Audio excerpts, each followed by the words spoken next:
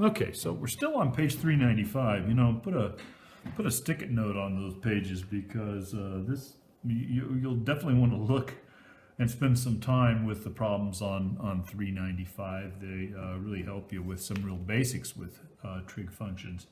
And in fact, in this case, we're going to do both problem 83 and 87. My notes say that's still part of homework 26, and it'll help you with your assigned problem 82. So here's the name. I said it's the reciprocal periodicity and Pythagorean properties of the basic trig functions. Don't ask me to work for a newspaper and write headlines, because now when I look at the problems, actually I need to jam even odd properties as well too into this. This is just two problems. It gives you a trigonometric expression, and then the idea is to make use of some of the identities that you've already run across to resolve this, and in fact turn it into a number. So let's take, I believe this is 83, this is 87. Let's take on 83 here. 83 says, what the heck is cosine 400 times the secant of 40 degrees? And I don't know, actually, I don't know why that little degree is on the wrong side. I got my ADD working there. Let's recognize that this cosine 400, I guess that I could write that as 360 plus 40. And that seems like an odd thing to do, but it allows us to do this problem because 360, of course, is equivalent to 2 pi radians. It is 360 degrees, 2 pi radians. It is the period of the cosine, meaning that the cosine of 360 plus 40 is the same thing as the cosine of 40 degrees. So let's write that down.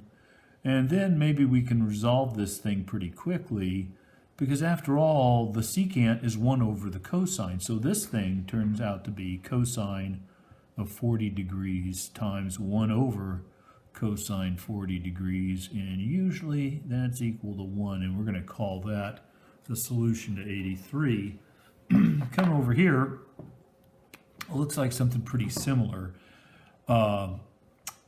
Here first we're going to recognize that the sine of minus 20, since the sine is odd, the sine of minus 20 is the same thing as minus sine of 20 degrees. Yeah, so we're going to write that right here. And then we're going to do exactly what we did down here. We're going to write the cosine of 380 as cosine of 360 plus 20, right? And I'm going to carry along this tangent 200. In fact, I'm not going to carry along the tangent 200 because we're going to have to deal with that. We're going to note that tangent of 200 is 180 plus 20. See, if we don't get all these trigonometric functions to the same argument, we're aiming towards getting it to 20 degrees.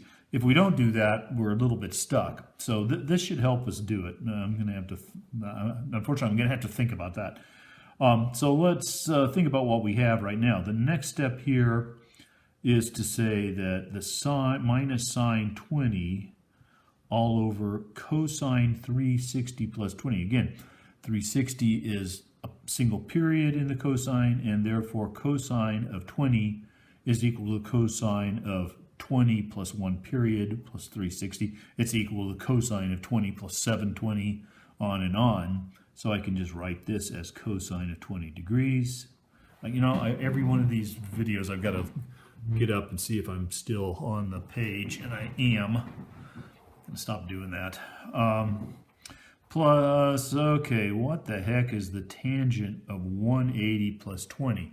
Well, maybe you can remember that the period of both the sine and the cosine, and therefore the cosecant and the secant, is 2 pi, whereas the period of the tangent is just pi, and pi radians is 180 degrees. So this is very similar to this in as much as this is the same thing as tangent 20 plus 1 period, and therefore is equal to tangent 20. And I guess I'm probably done with this problem because sine over cosine well, let's just finish it out. This becomes sine over cosine of 20 degrees is tangent 20 degrees minus tangent 20 degrees right here, and that sure looks like a big zero. Okay, moving on.